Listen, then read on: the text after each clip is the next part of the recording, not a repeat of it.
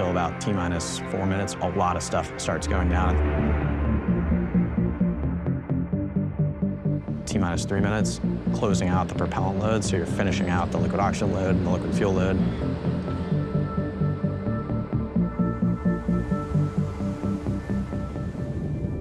T-minus 40 seconds, we stop interacting with the pad. The vehicle's just on its own. All right, attention all B-United team operators. This is the final go, no go poll for today's operations. Our main objective today is a 10-engine static fire. Why 10 engines instead of all 33? This is the first V3 booster down at the pad right now, so there's a lot of stuff that can go wrong. And if we do have a bad day, it limits the scope of the issues that we can have. This will be the highest chamber pressure we've ever seen on a vehicle at SpaceX, so definitely going to be a pretty spicy test today. And then you're counting down from T-minus 40. T-minus 4 on is when my heart rate really starts to tick up. And then we light the engines.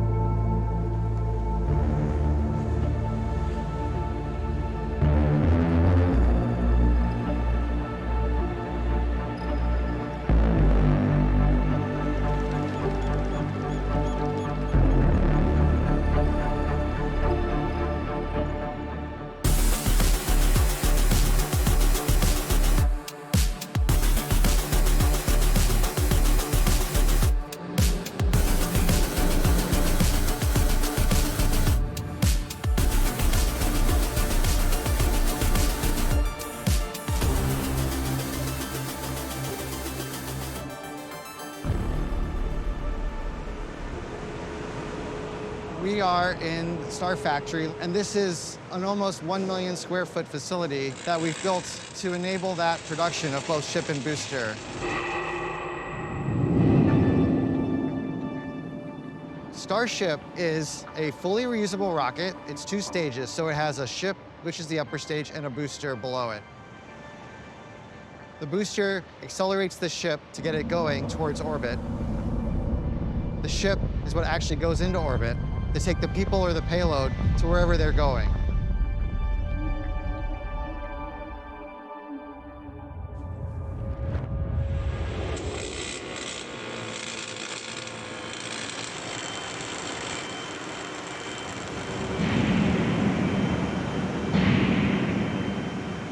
The sound of progress. The rivet guns and the sledgehammers. Less sledgehammers than there used to be.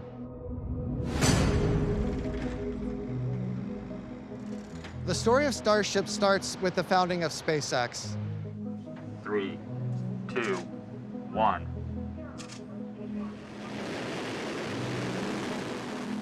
Rather than starting with the vehicle that Elon envisioned needing to get people to the moon and Mars, he thought it would basically bankrupt the company. It wouldn't be possible.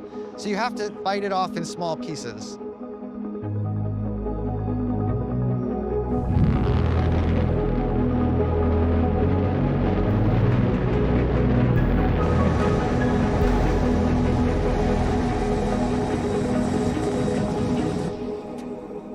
And so those pieces, which at the time did not seem small at all, were Falcon 1,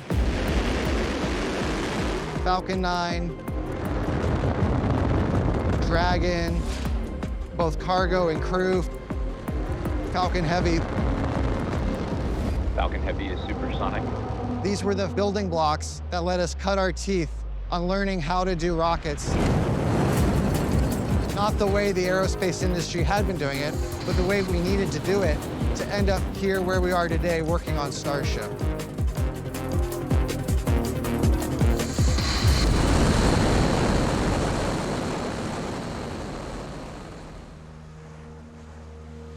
Version 3 is what I like to call the foundational design of Starship booster in the pad. That's going to give us the new capabilities we need to do the missions in front of us. It'll be the one that puts humans back on the moon. It'll be the ones that put the first boot prints and then city on Mars.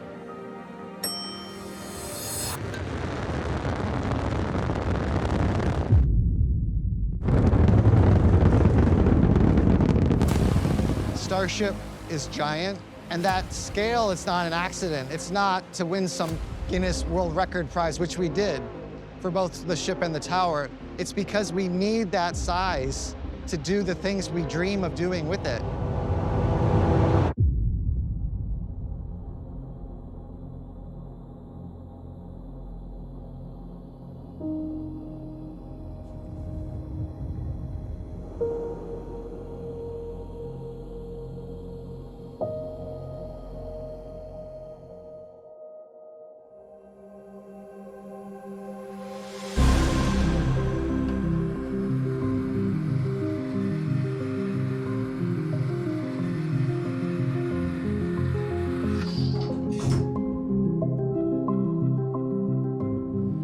Ship 39 is the first V3 rocket.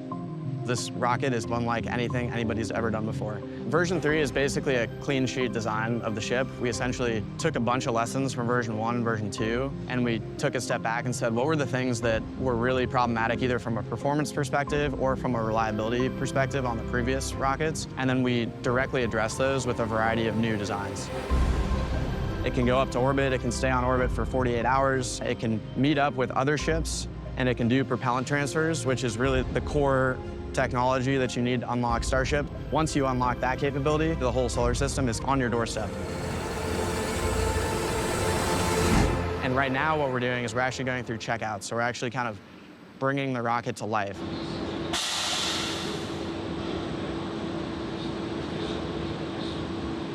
We've never built a ship V3 before and gotten it to this state of production. So we are going to have special things to this specific vehicle that are going to be odd, but there's also things about the architecture as a whole that we don't really know how to deal with because we've only done simulations, we've only built fluid models of how we think a ship V3 operates. Now we have the real deal next to us. First priority is your safety, the second priority is make sure the vehicle's okay, and then we worry about executing to our schedule. We're quite excited, we're quite anxious, but all things considered, we're pretty well prepared. We think that we'll have a good result.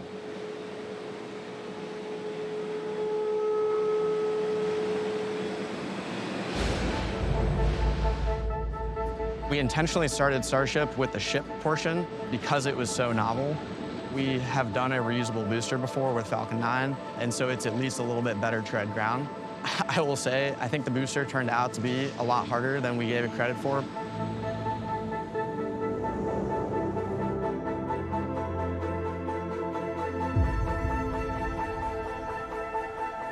This is an entirely new rocket. This is the most ambitious vehicle design I have ever personally worked on, and it is a wild thing to see come to reality here.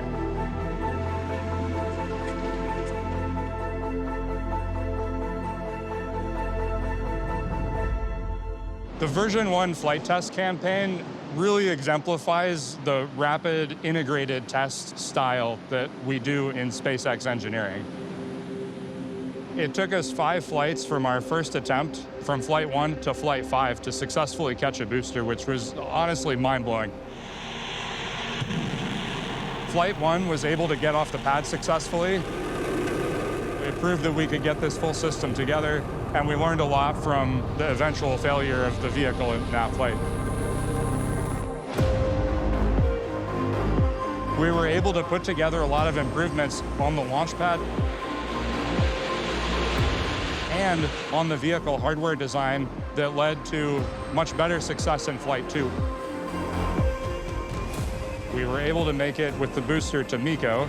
We were able to separate the ship, and we were able to begin boosting back towards the launch site. So we hit the next big milestone in the flight test campaign. On Flight 3, we were able to get all the way through our boost back burn. On Flight 4, we were able to do a successful water landing demonstration. And on Flight 5, we were able to come back to our launch site and successfully catch the vehicle with our chopsticks.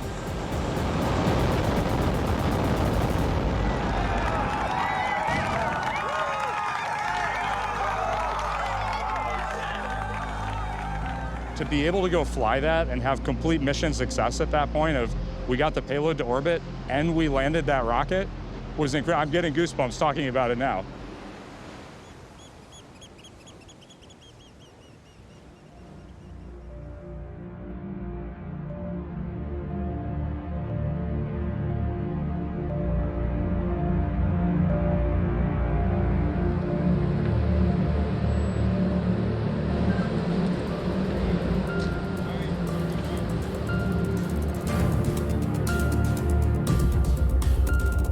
We're about to get into a really exciting period of the vehicle test campaign here, putting the thing through its paces and making sure that everything we design works okay.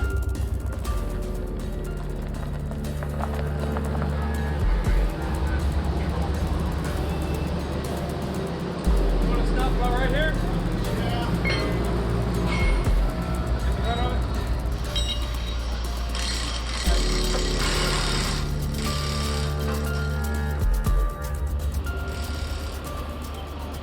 To get all of the pieces of the system working together for the first time. And if we're going to learn anything from that, we'll learn it as quickly as we possibly can.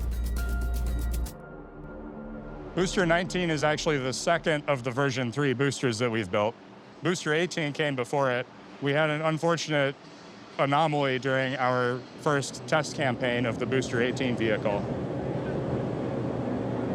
This is the first version 3 booster that we've built, so this is Booster 18. This is really awesome because it's going to be our first full vehicle level operation and test with a version 3 vehicle. So the whole team's very excited about this.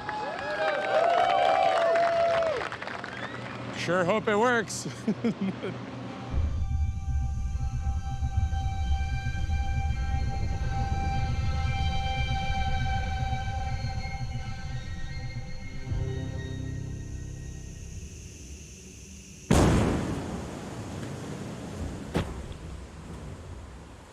When we were pressing the nitrogen system, we had an explosion that took out the rocket, and thankfully we had designed that test to be safe. If something like that happened, we did not have propellants or reactive things on the vehicle, and so the test site incurred very little damage, and of course nobody was hurt in the incident.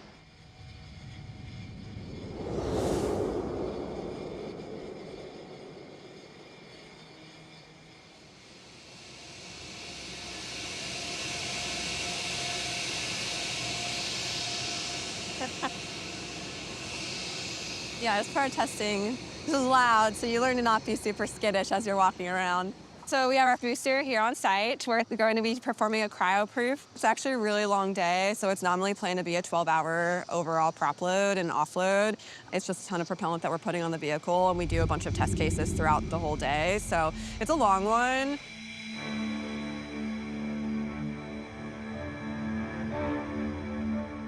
Taking booster SM to cryo high fill proof. Cryo-proof is the first time you actually put propellant onto the vehicle. The liquid propellant that we're putting on, it does get pretty cold, generally in the 80 Kelvin range. We want to test like you fly and fly like you test. I want 70% proof percentage. Stay firm.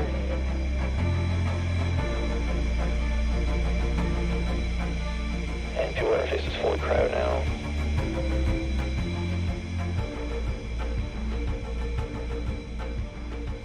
There is definitely nothing like a late night with your team in the control room. It's one of those milestones where you're like, wow, if I can load a rocket, this is amazing.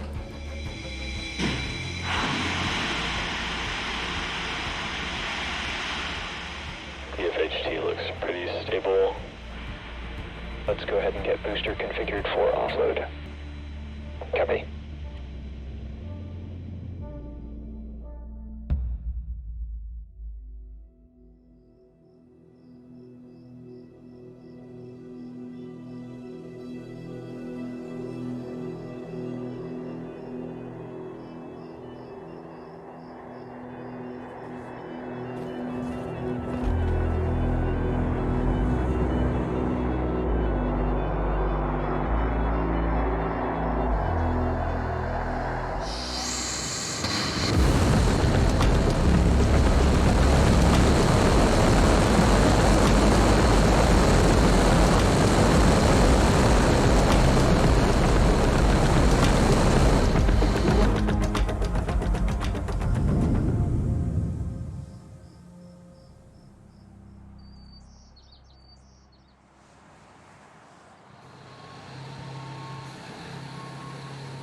This is a Raptor 3.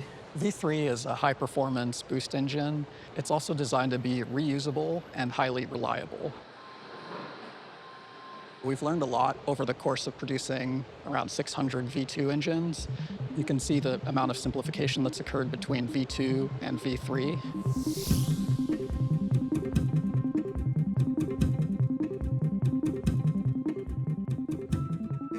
The level of integration is really unique for Rocket Engine. That comes from a lot of work among many engineers to consolidate the hardware. The effect of that is that it's actually a higher reliability design. So fewer parts is cheaper, faster to build. So that allows us to make a lighter vehicle, to make a more reliable vehicle, to overall just build a better rocket.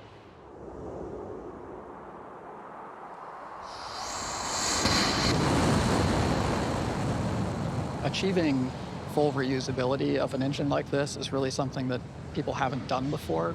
The goal is to get the engine to behave in a similar way to the engines on commercial airplanes.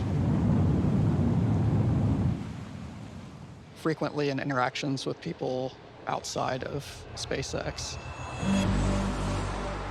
the perception is that things far beyond what have ever been done before are impossible. Things being impossible is really to be determined by breaking laws of physics. We are not breaking laws of physics, we're just trying to leverage them as effectively as we can.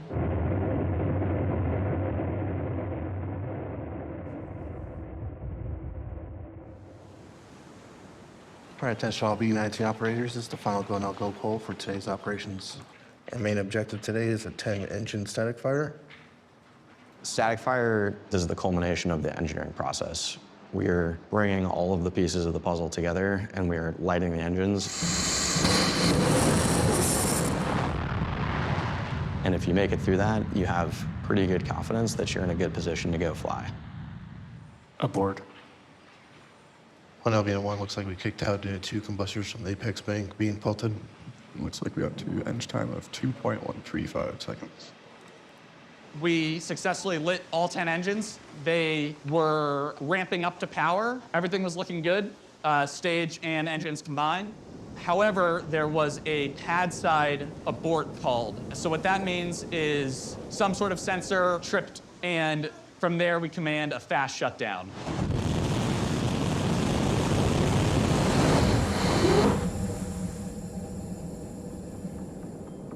It was a hard one, and especially since we had to drop all the engines afterwards, and thankfully 10 of them were salvageable, which is good. We saw some data right after static fire that showed about half the engines had what looked like mechanical damage, basically as a result of the really fast shutdown. So we brought the booster back to Mega Bay. We then decided to remove all 10 engines from the booster so that we could troubleshoot and understand what's going on those 10 while still making progress on B-19 by backfilling engines from B-20.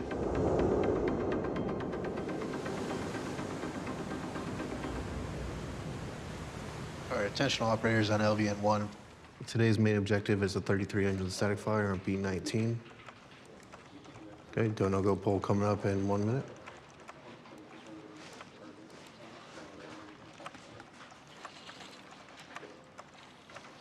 So we're doing our static fire today with all 33 engines. This is the final go, no-go poll for today's operations. Flight software? Go. AY? Go. Raptor? Go. Stage? Go. CE? Go. GC2? Go. GC1? Go. FC1? Go.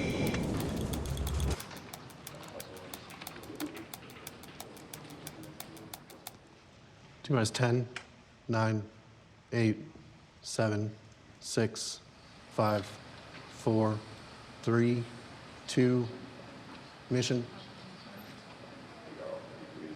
Wow.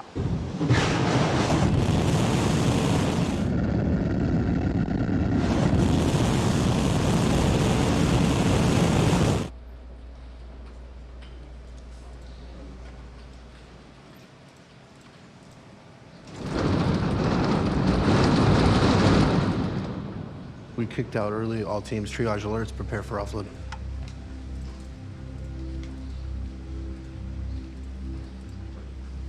Today we aborted our second attempt of the B-19 full count static fire. We actually had another pad abort on the diverter. We made it through engine startup and then ultimately lost some of our sensors on one of the ramp manifolds. It basically said that the manifold pressure was lower than we believe that it probably was, and it kicked us out at T plus 1.88 seconds. It's just tough because there are some things that are hard to test ahead of time. So the diverter, you can test as much as you want, but you can't obviously test for what theoretical vibe and environment you're gonna see when the engines are turned on. Anytime that you walk into an operation where you want to turn on 33 of these enormously powerful engines and get them all to work together and walk away from it in one piece, that is a win. I think every test is always a success, and we had a bunch of findings on the ground systems, the vehicle, and the engines that I think were really good to flag at this point, but definitely a bittersweet day.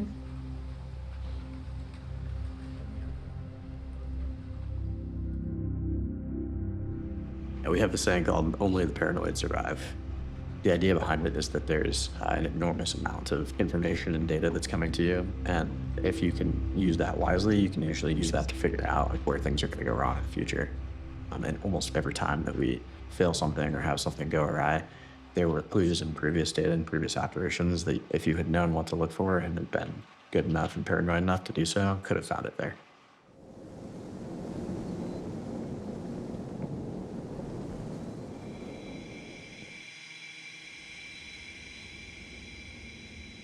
It's been 10 months since Massey's had the S-36 anomaly.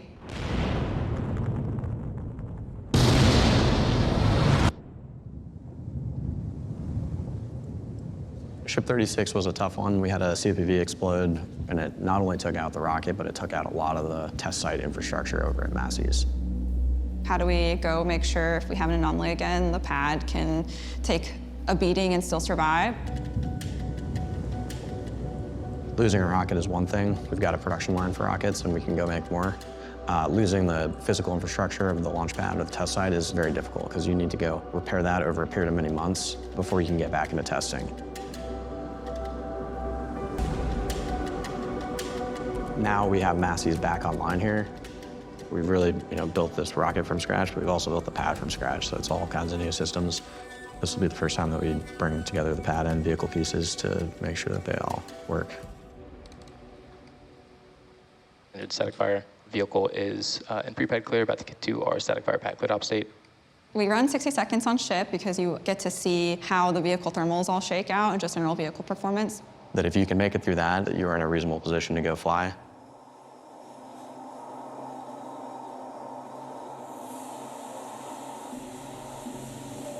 Start up.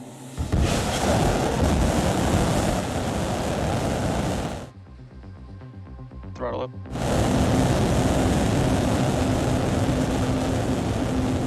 Plus 10. The journey of SpaceX is a journey to give humans access to the solar system and beyond, which is really the goal for Starship. Plus 20. The impact that this rocket is going to have on the world, I don't think most people can really comprehend the change it's going to have. Plus 30.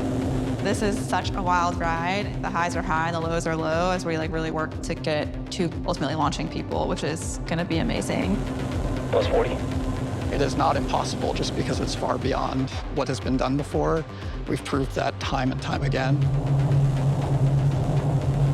Plus 50.